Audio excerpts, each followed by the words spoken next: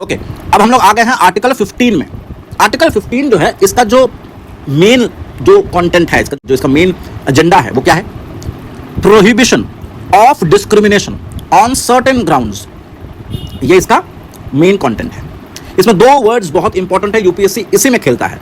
पहला डिस्क्रिमिनेशन और दूसरा ऑन सर्टेन ग्राउंड्स। यानी कि article 15 provides that the state shall not discriminate any citizen on the grounds only of religion, race, caste, sex और place of birth। यानी कि discrimination और ये जो any citizens on grounds only of, ये जो only शब्द है और डिस्क्रिमिनेशन शब्द है, इसी में पूरा खेल है। डिस्क्रिमिनेशन का नॉर्मल मीनिंग ये होता है कि हम किसी एक को फेवर कर रहे हैं, दूसरे को नहीं कर रहे हैं, यानी कि एक एडवर्स डिस्टिंक्शन क्रिएट कर रहे हैं, एक अनफेवरेबल सिचुएशन क्रिएट कर रहे हैं फॉर समबडी।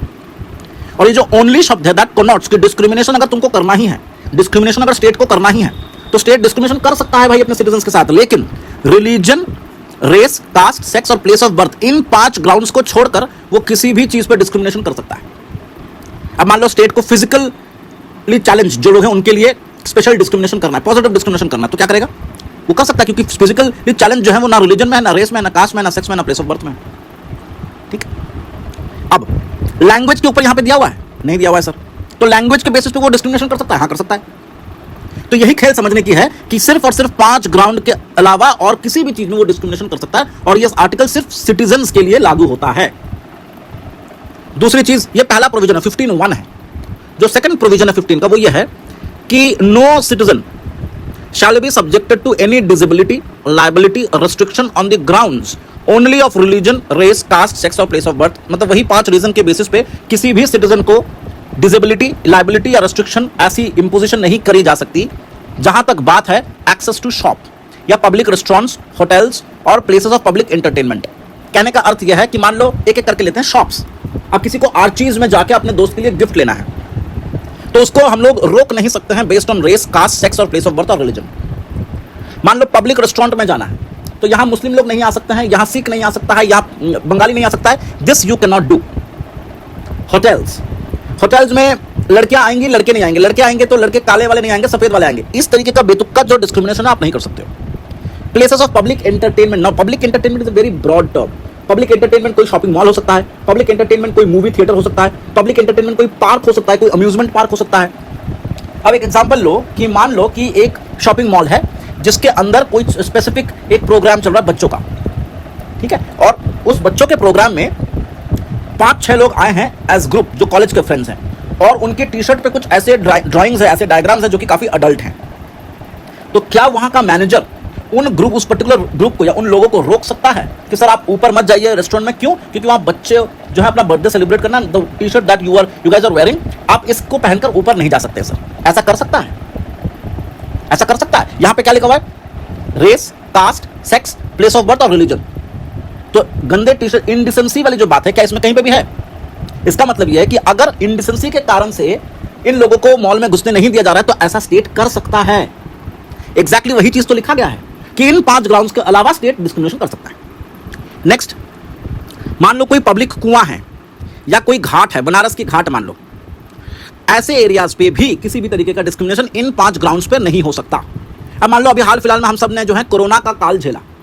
अब कोरोना के काल में तो डिस्क्रिमिनेशन कर सकते हैं ना भाई, बिल्कुल कर सकते हैं। घाट में भी डिस्क्रिमिनेशन कर सकते हैं, रेस्टोरेंट में भी कर सकते हैं, हर जगह कर सकते हैं। सिर्फ इन 5 ग्राउंड्स को छोड़कर बाकी किसी भी ग्राउंड में कर सकते हैं। ये चीज समझने वाली है। सिर्फ इतना ही नहीं, स्टेट के पास यह अधिकार है कि वो पॉजिटिव डिस्क्रिमिनेशन कर सकता है। ऐसे कुछ 3 एक्सेप्शंस हैं, जैसे स्टेट इज परमिटेड, स्टेट के पास ये अथॉरिटी है, state is permitted to make some special provision for women and children, for example reservation, ठीक है, इन एजुकेशनल इंस्टीट्यूशंस, ये कर सकता है। मान लो फीस कम कर दिया, ऐसी चीजें। दूसरा, a special provision state can make for the advancement of the socially and educationally backward classes, मान जैसे कि SC ST, इनके लिए सीट रिजर्वेशन करना in public educational institute, not private, public कर सकता है।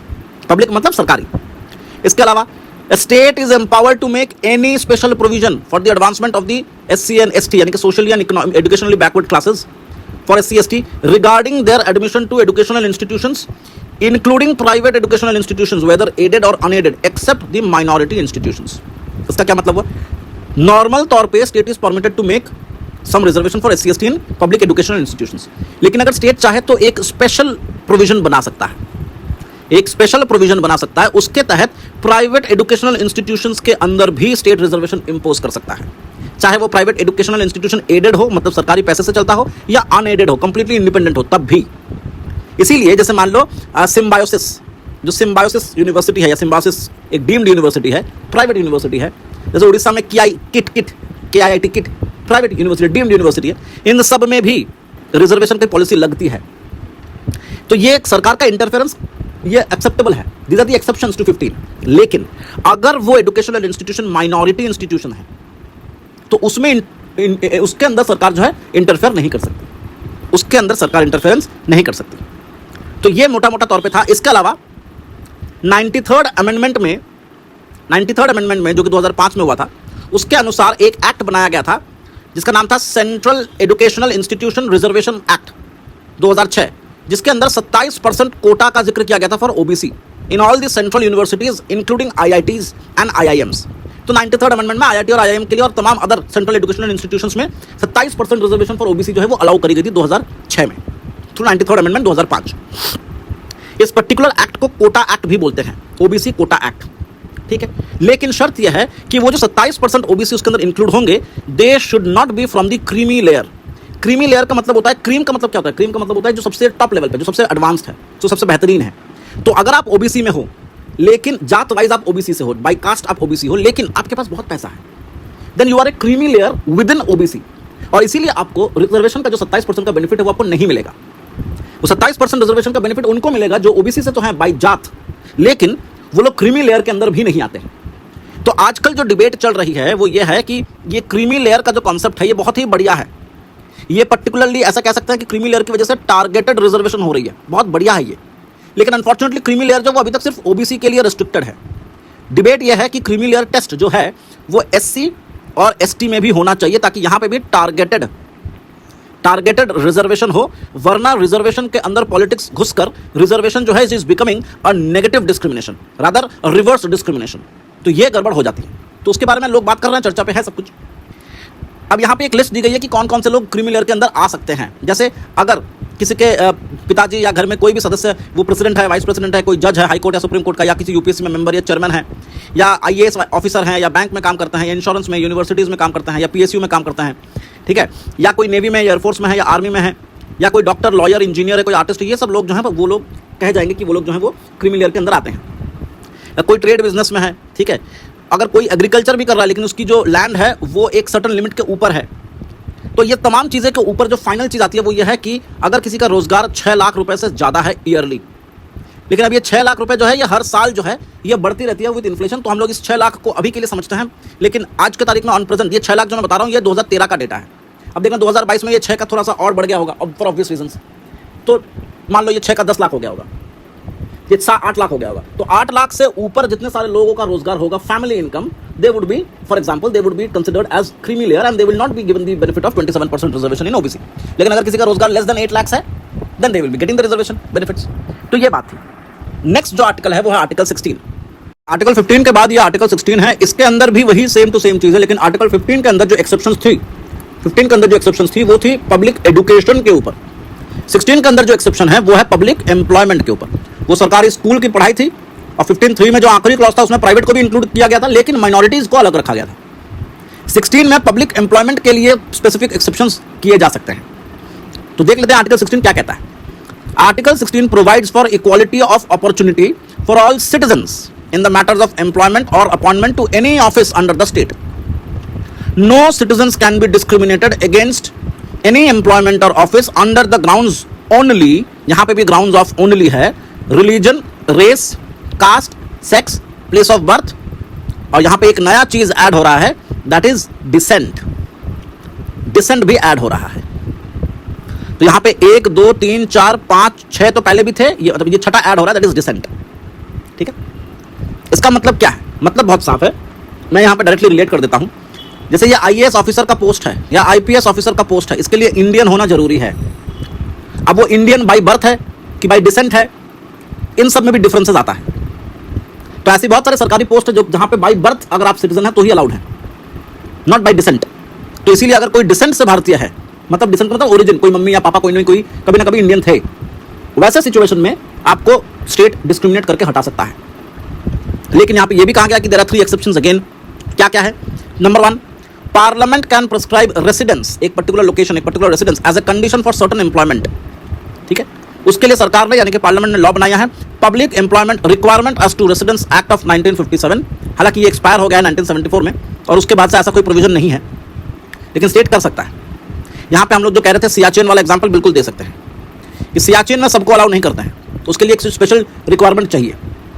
दूसरी चीज, state can provide reservation of appointment और post in favour of backward classes who are not adequately represented in the state services.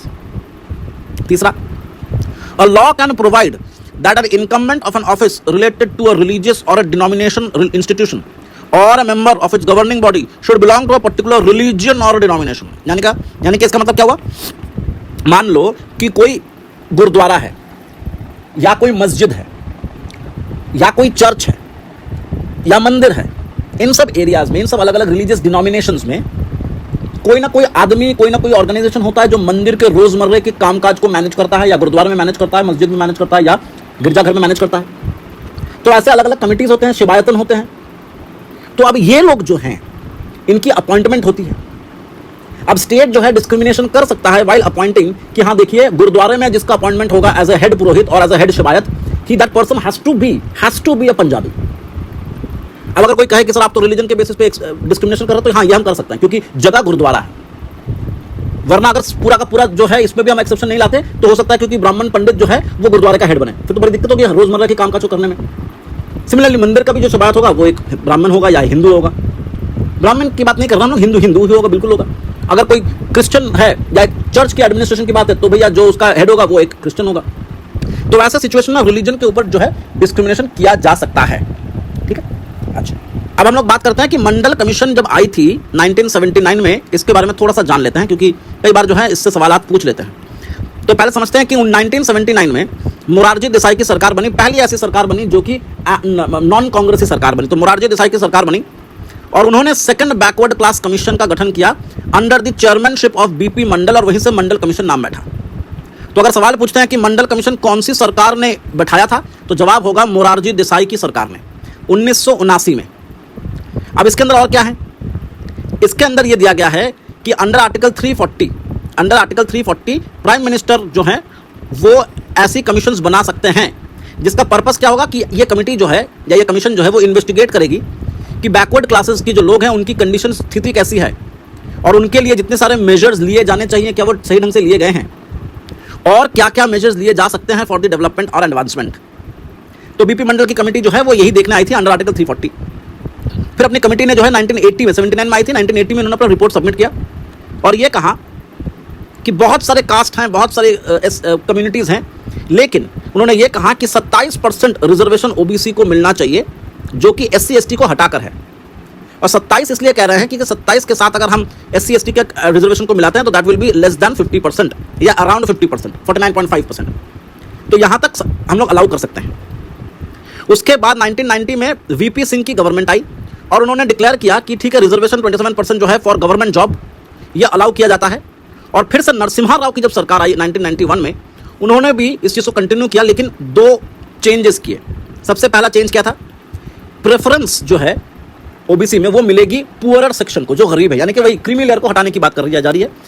Adoption of the economic criteria करी गई, अच्छी बात है। दूसरा, अच्छी बात भी नहीं, जरूरी बात। दूसरा, reservation of another 10% of jobs for the poorer और यानी कि economically backward section of the higher caste. यानी कि 1991 में, ये देखने वाली बात है, समझने वाली बात है कि 1991 में नरसिम्हा राव की जो सरकार बनी थी उन्होंने 10% EWS के बारे में बात करी थी, जो कि उस समय जो है एक्सेप्ट नहीं करी गई।